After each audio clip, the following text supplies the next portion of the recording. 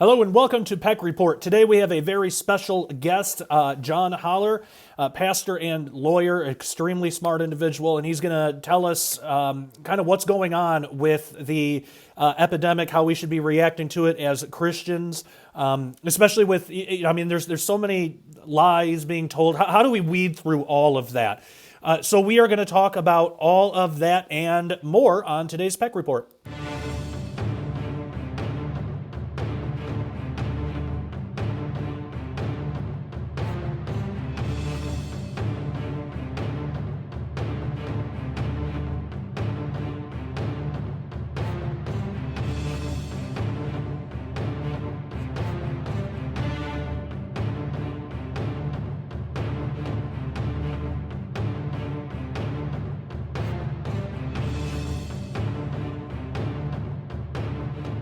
Hey everybody, glad to be with you again today. So recently I had just an excellent conversation with my good friend John Holler. We're going to play part of that interview for you, and then for the rest of the interview you'll have to be a member at Peck Report or at dailyrenegade.com, excuse me. And then you just look up Peck Report on the members only section once you have a membership.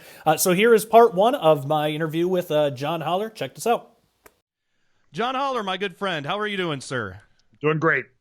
It's great to be talking to you again. I know it's been a while since I've had you on. I think it was maybe 5 years ago. It's been quite a while. I think Wow. the last time was when Kent Hovind was still in prison, and I did an interview with you about kind of looking over his case and stuff, because you have a background in law as well as your Fellowship Bible Chapel. Yep. For those who aren't familiar, can you give us kind of an introduction of yourself, your background, and what you do today? Yeah, I teach at I'm an elder and teacher at a church called Fellowship Bible Chapel, and prophecy is my thing. So I do a little prophecy update looking at world events and news in the light of Bible prophecy to kind of keep aware of things that are going on. I'm also a trial lawyer. I'm just getting ready to celebrate my 40th anniversary as a trial lawyer. So I'm sort of in the process of transitioning to more of a part-time law practice to maybe, looking at retirement. Started getting my Social Security a week ago. So, I'm just sort of trying to decide what to do. I mean, everything's pretty much shut down. The courts are pretty much on 90-day delays everywhere. So, nothing much is happening in the litigation world these days. Understandable. Yeah, 40 years. That's amazing. Congratulations. That's really cool. Yeah. I was thinking the other day, I was down driving by the conference center, just mile down the street from my house, where we had that, what was that? World Turned Upside Down conference or whatever it was back in November of 2014, where we first met. So it's hard to believe that's been 5 years ago. That's over 5 years ago. It's just incredible. Man, yeah. On one hand, it's like so much has changed in a short amount of time, but it feels like a lot longer, because that was my very first conference. That was before Tom Horn knew me. That was before I did Skywatch anything. I was just kind of doing my own thing, and that conference was really where I got started. That was my first time speaking in front of anybody. I did a panel discussion with a few other people, and yeah, it was a lot of fun. But so much has changed since then, because I remember the way that I used to look at, kind of fringe Christian stuff, conspiracy kind of stuff. Back then, I looked at it as, and it seems like a lot of people were looking at it the same as I was, as well, we have to have a certain level of humility with this, because we don't really know for sure. There's a lot of things that, we should look into. We should try to find the truth. We should do that to the best of our ability, but we always got to maintain that, look, a lot of this stuff we just don't know. And then the most important thing is bringing the hope of Jesus to people, especially during tough times. We are in one of the toughest times I think I've ever experienced in my lifetime. I mean, it's unprecedented. I think the last time anything remotely close to this was 9/11, but even that, I mean, it was just a totally different situation. But what I've been, and I know you've been seeing this a lot too, which is why I wanted to have you on the show today.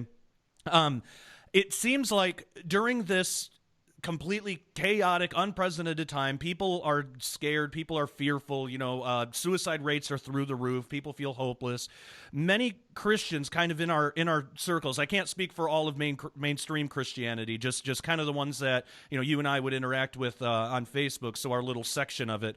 It seems like many of them, unfortunately, instead of being the light to the world, providing hope and saying, "Hey, look, it's going to be okay because Jesus can get you through this," and introducing people to Jesus so they can have the hope and peace that comes with a relationship with him. Instead of that, many people have went like full blown conspiratorial, and I don't even that word. It's like, when I use it, people say, "Oh, so you're just saying we shouldn't look into anything?" No, I mean, I in a lot of ways, I consider myself conspiratorial as well. I think a lot of it's on the spiritual side, but that aside, they have gone so full blown conspiratorial that they'll believe things without any evidence, and then they'll get really angry if somebody else doesn't agree with it. So all they're doing is focusing on the problem. Like, for example, this coronavirus thing, they'll focus on the problem itself, what could have caused it, what's really going on, and they totally ignore the solution, which is Jesus. I haven't really seen a whole lot of preaching about Jesus and the hope that comes with him, except for churches like yours and people like yourself. That's about the only place that I see it. What have you noticed in all this? What do you think is going on here? Well, I've noticed that I'm getting sent literally hundreds of videos, Yeah. and a lot of them repeat. And they're sort of the same themes. Let's see, the Bill Gates 5G, and it's all fake. So I live in a real world. I do still work in business. My conclusion is I think there's a problem with the virus. Of course, now if social distancing and isolation and self-quarantining, whatever you want to call it, if that actually works, now everybody's going to say, "See, I told you there was no problem." So I will disclose that I do in my practice. I have a case right now where I'm representing the Ohio Department of Health, not on this particular issue, but on another issue. So I know a little bit about how they work. I don't think they just sort of run off the deep end and jump off the cliff. I do think it's a problem. I think there are clues of things. I think that one thing I've noticed is that everybody wants to talk about the narrative by pushing their narrative, Right.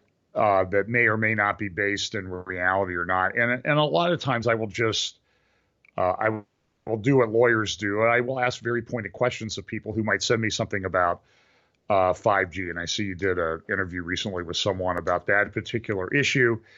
My view is that I see this breaking out all over the place where there's not 5G, and I think it's just very bad science. Yeah. I think the term that your guest used, and I don't remember his name, he used the phrase that correlation is not causation. And so, look, I'm a trial lawyer, been one for 40 years, and I know a little bit about proximate causation and how you prove cases in prove a case, say in a medical malpractice or product liability, or a case involving a pharmaceutical or something like that. So I've handled all those. And he was exactly right. The correlation is not causation. So, and then when you challenge people with a question, though, that, well, why is there's for example, Israel has a big problem with the virus outbreak. They've completely shut down the country. And I looked at the coverage maps for cell phone coverage, because I've been there a few times, and I always get a little cell phone card to, like a Wi-Fi hotspot spot to carry around with me so I can, work wherever I am. They don't have 5G in Israel. So how is it that the virus is breaking out in all these places where there is not 5G? Yeah, exactly. But the problem too is that when you challenge people, they get really, really nasty. So, I mean, listen, every time I do this, everybody says, "Oh, well, you're just defending Bill Gates," and that type of thing. But I think as Christians, we should be on a quest for the truth. Yeah. And I see a lot of really bad stuff out there, putting words into Bill Gates's mouth. So somebody sent me a video and said, Bill Gates has said he wants to get rid of 95% of the world's population. And I said, show me the quote. Mm-hmm. Show me where in that video Well, they never played the clip of it. And I said, go find the video. There's videos all over the place of Bill Gates out there. Make a transcript of them and show me where he actually said that. What did he say about vaccines and reducing population? Now, I don't agree with Bill Gates' worldview by any stretch of the imagination. So, but I think as Christians, we need to be more concerned about being truthful than getting clicks. I mean, I'll give you another example. I know there's a lot of people that have really gotten into this QAnon stuff. And I have for years been saying that there are not, well, when it was 3,000 indictments, I think I did an interview with Doug Hagman, and I said, that's not a real number. I've drilled into the data. I've spent hundreds of dollars pulling up the documents of all the case numbers that you've identified as sealed documents. And I'm telling you, I went through hundreds of these, and I think I found one or two indictments. And so this hype gets built out there, and it just sort of snowballs. So somebody sent me a video of a lady the other day and said, see, this proves that this whole coronavirus thing is a cover for the QAnon operation to take down the deep state and rescue the children. So I'm listening to this lady, and she's sitting in her dining room. We are rescuing the children. And I'm like, I'm not sure what we are doing, you sitting there in your dining room to rescue the children. And I know she wants this to happen. We know there's a problem with human trafficking. We know there's a problem with sexual abusing children and that type of thing. But we do have a system in this country. And then all of a sudden, this lady shifts to talking about that Jesus has already come. We are light beings from Pleiadians and like Michael Jackson and Princess Di, who have already ascended to the 5D earth. We will soon ascend to the 5D earth. And she's just, I don't know how else to say it. She's a nut. Yeah. And so I have Christian people sending me these videos saying, oh, look at this. Look how great this is. And I know that not everybody that follows this Q phenomenon believes like this lady, but let me be blunt, for crying out loud, vet the videos before you just click forward on them and watch to see if they even match up to the title on the video. I think people just look at the title on the video and they forward it on. So I'm more concerned about people, quote Bill Gates accurately. Bill Gates, you may think he does. I don't think he rules the world. I have problems with, I have a Mac because I don't like the Windows operating system for my own personal same here. stuff. So, especially since I teach and I use PowerPoint. And I love PowerPoint, by the way. Mm-hmm. But I use that when I teach and do my updates. But the thing I don't like about Windows is it seems like they always schedule the updates for Sunday morning because I think because they're a bunch of pagans, I guess, and they figure that nobody will be doing anything on Sunday morning except sleeping in. But right. and I've noticed this. It's like these tech company updates seem to always hit around Sunday morning. So it's just kind of an interesting phenomenon. Yeah, exactly. Something I noticed about the whole Bill Gates thing too is I've never seen somebody who says anything about Bill Gates, like calling him out for how evil he is. For one thing, yeah, there's a lot of misquotes and inaccurate reporting on that front. But I've never seen anybody send out a call for prayer for the guy. I mean, think about it. If he just hypothetically, if he was as evil as everybody says that he is, and I think that I'm with you. I think that a lot of the claims about him are exaggerated, but again, I don't agree with his worldview at all either. But let's say it's all true. He's that evil. Isn't that more reason that we as Christians should all get together and pray for the guy? Because imagine if he came to Christ. Imagine if he became a Christian. Like, what a powerful warrior with somebody with those connections. And I've said this online before, and I'll either get no response or the responses that I get are from people these are supposed Christians. They'll say, "Well, he's a demon. He's too far gone." Like they'll actually say he can't be saved. So let's not pray for him. Instead, let's just badmouth him. And I'm like, where has the church gone? I mean, Saul was slaughtering Christians, right?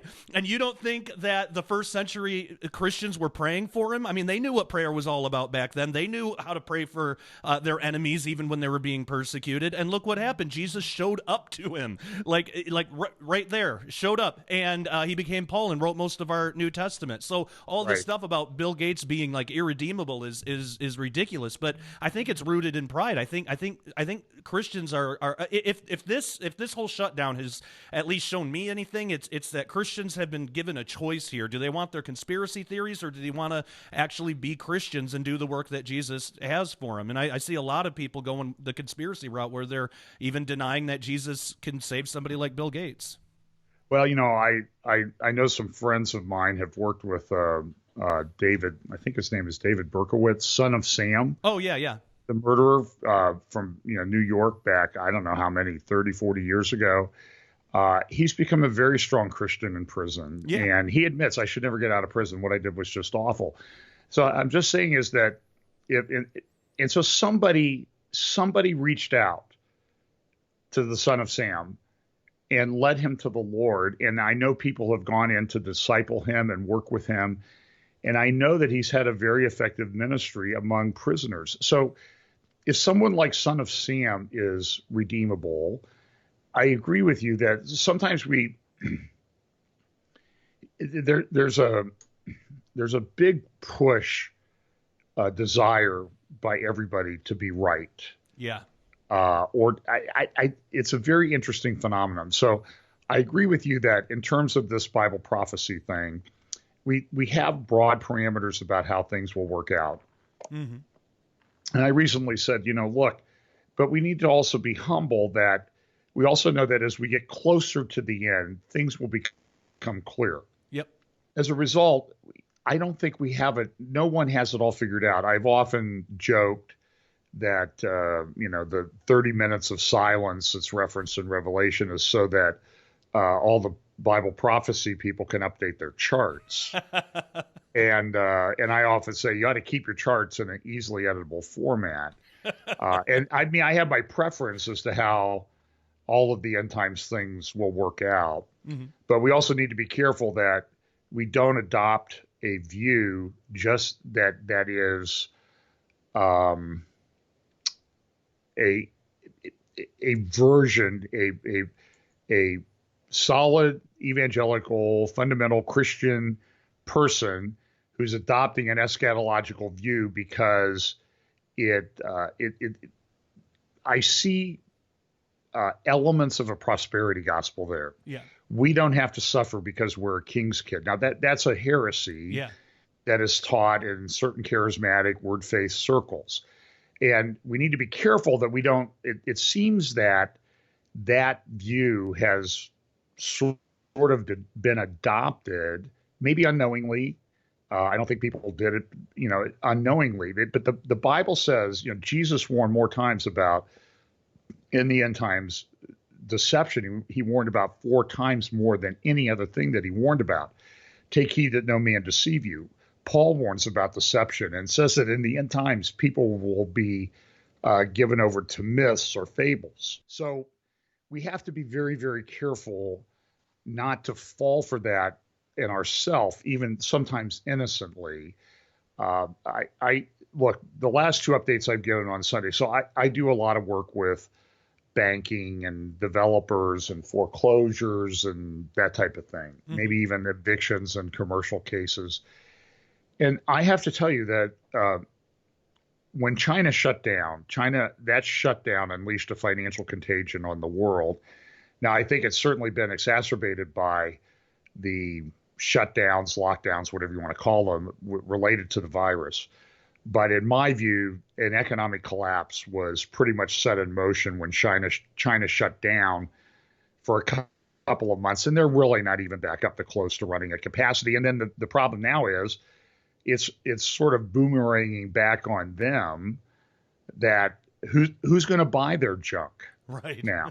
I mean, because nobody's working. And so I do see So my updates the last couple times have focused a lot on the economy, and it's in my view it's very very dark. The prospects. We have an oil price war.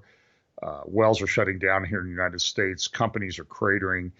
I know people that work in the commercial real estate field, and they have told me that uh, longtime tenants, uh, we're shifting into a completely different orientation. So I'll give you two examples. So, for example, a business now where it has everybody working remotely suddenly realizes I don't need 10,000 square feet of office space. I can get by with 1,000 square feet because people can do, Zoom or whatever it is and have teleconferences. Yep. And now all of a sudden we've trained everybody for the last month that those are all pretty good and acceptable ways of doing business. They're also leading to some kind of funny things. I read an article this morning. I don't know if it was in one of the financial newspapers about a lady who came in and she had one of those masks on, the beauty mask, the mud. Mm-hmm. When she was doing her thing, she goes, I don't know how long I was supposed to leave this on, but I couldn't get it off before the meeting started. So I mean, some of it's kind of comical, but now everybody's going to say, look, I can get by with 1,000 square feet, and I know of businesses that have gone to their landlords and say, we're never paying rent again on our lease. We don't need 10,000 square feet. If you want to lease us 1,000 square feet on much reduced per square foot terms, we're willing to do that. And if not, we'll find somebody that will. And so what that does is, and I live in a pretty Dublin, pretty busy commerce center. There's a lot of office buildings and tech companies and that type of thing here. Largest company in Ohio is a mile from my house, the Cardinal Health. And they're just not, business is going to be done differently. Mm-hmm. But then those developers, they have loans with the bank for those developments. And I know people and companies that are tens of millions of dollars in debt for developments that they've done. How are they going to pay? And then what happens to the value of commercial real estate? So just as one of my friends told me, he said, I was just on a conference call with real estate brokers, appraisers, bank REO, that's bank REO executives. REOs are real estate owned. That's where the bank takes the property back after a loan goes bad. And their thinking was the commercial real estate values will drop initially 40%. This is stuff. This is unprecedented stuff. This is depression type things. The oil price is down. Things are cratering. Some big oil drillers have already filed for bankruptcy. So my update has been very dark economically because I do not think this is going to resolve quickly. I pray that I'm wrong. If I'm wrong, I'm wrong. We have a worldwide problem. I don't know. I don't know how it gets resolved. But so somebody writes to me, one of the comments on my YouTube channel was, well, you're a shepherd of your church. Your responsibility is to calm your flock down, and you failed miserably. Now, first of all, I don't know that that's my responsibility. I think I need to give them truth. Mm-hmm. But we also have the hope in Jesus. And we know that ultimately, for the Christian, it works out pretty good, whether we're raptured out of here or we die, and we die maybe through persecution and martyrdom. The end's pretty good for us. Yeah. So I think that I can understand being stressed. Okay. It's tough. I'm talking to people in my neighborhood that, all of a sudden they have no job.